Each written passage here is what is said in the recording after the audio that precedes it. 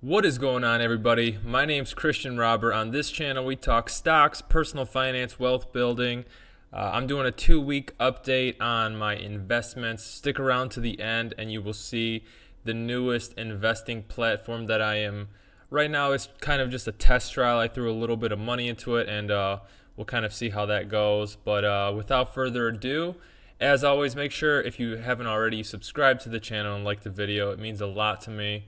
Let's start off with my M1 Finance. So my M1 Finance is sitting at $1,265 in the last 1 week. We are up 0.3% or $3.60, and we brought in exactly $1 in dividends. And in the last month, we are up 7% or $75, and we brought in just under $4, $3.95. I have started to put a little bit of extra money into M1. It's very bittersweet. I love M1 for a lot of reasons, but there's also just a few big reasons that I'm still trying to get over the hump. So I really, take M1 a lot more serious. And it's honestly just not being able to really control what exactly I'm buying at exact prices. And I'm so used to say I want to buy Tesla today and it's at $240. I want to buy Tesla at exactly $240. I understand that the fractional shares are awesome, so I can just throw $25 at Tesla, but you have no clue what price you're buying in because you're buying it at their one window, which is, for me, I think 10 o'clock on the dot is when it purchases the stocks for me. So I have no control over prices that I'm buying into. So that's really frustrating to me, but I still love M1. I'm not trying to bash it or anything. Maybe they will increase the amount of windows. I don't know, but I'm still loving it. Aggressive dividends is 35% of the portfolio. I've bumped up Tesla to 35%. United Technologies, 8%. Duke, I lowered all of these down to bump up Tesla. So Duke Energy will now make up 3%, McDonald's 3%, Verizon 3%. All of the banks will be 4%. Lazy Retirement will be 4%. These two were currently 5%, I believe. Costco will be 3%, and the newest one is the Growers Pie. I talked about this on Instagram. If you haven't followed me already, check the description below and I will link my Instagram page. But as you know, I'm a dividend investor, but there are a few stocks that I enjoy that don't necessarily have dividends. Facebook, this used to be in the portfolio, now it's back in. I've added Uber, Alibaba. I have Switch in my TD Ameritrade still, but I had to sell off Switch in my Robinhood where I had a lot of shares, so I'm trying to build that back up. Nvidia and Berkshire Hathaway, the B class. So it's not something that'll be a big part of the portfolio. Like you saw, it's only 2% of the overall. But it just gives me a little bit of extra exposure to some stocks that I do, want to invest a little bit of money into. I do like Uber. I've been looking at it for quite some time. A lot of people think it's overpriced and, they're not showing the best balance sheet or anything, but I think the long-term outlook, they have a lot of promising things, so I'm just going to ride it out and see how it goes. But that is my M1 Finance. Let's jump into my Robinhood and we will refresh this really quick. So my account is sitting at $5,505. It is currently Friday at 2:50. The 1 week chart is showing we're very flat. We're down just $4.04. The 1 month chart, we are up $404 or 7.9%. Very similar to what I'm up on M1. Tesla, the largest holding in the portfolio, it has been doing okay, I guess. In the last 1 week, it is showing an exact 0.00. The last month, it's up 11% the last month, so I can't complain. The last 3 months, 6%. So I'm in this for the long term. I truly believe that in 5 or more years, this will be well over $1,000 unless they do stock splits or something, but I'm very optimistic. We have the Vanguard Real Estate International Fund, Skyworks Solution, Tapestry, Bank of America. I'm not going to go through all of these, but what are some of the changes I have made? I've been adding to Stag, which is a monthly paying real estate stock. I'm trying to only buy this stock when it goes below $29.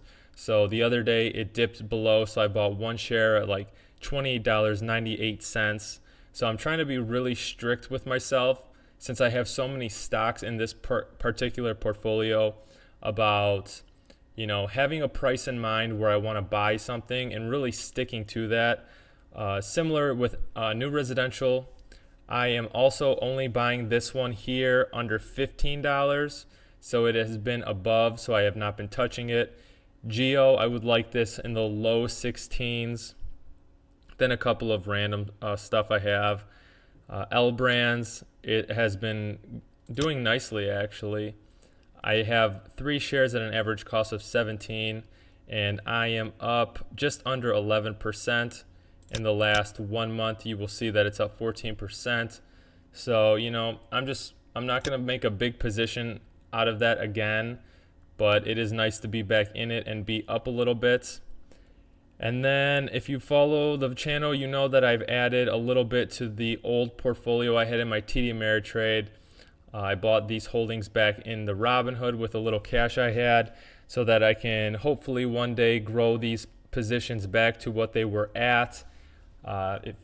Quick story, if you didn't already know, I sold a majority of my portfolio to buy some land, which I'm actually having some trouble with. So if you stuck around this far, I will kind of give you a heads up on what's going on. Long story short, the person who's selling the land gave me a document showing a perk test and where the septic field was approved to go.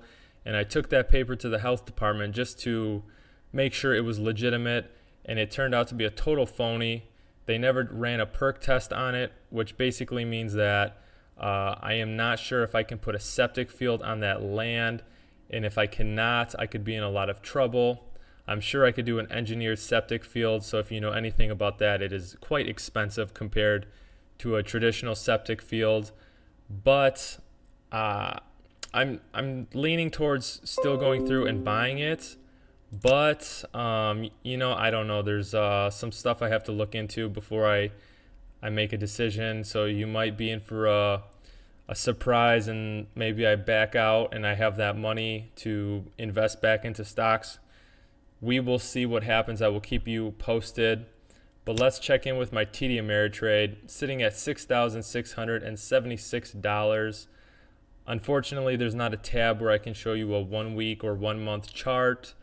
But the largest holding is still 3M, 10 shares, average cost 186. It's currently at 164.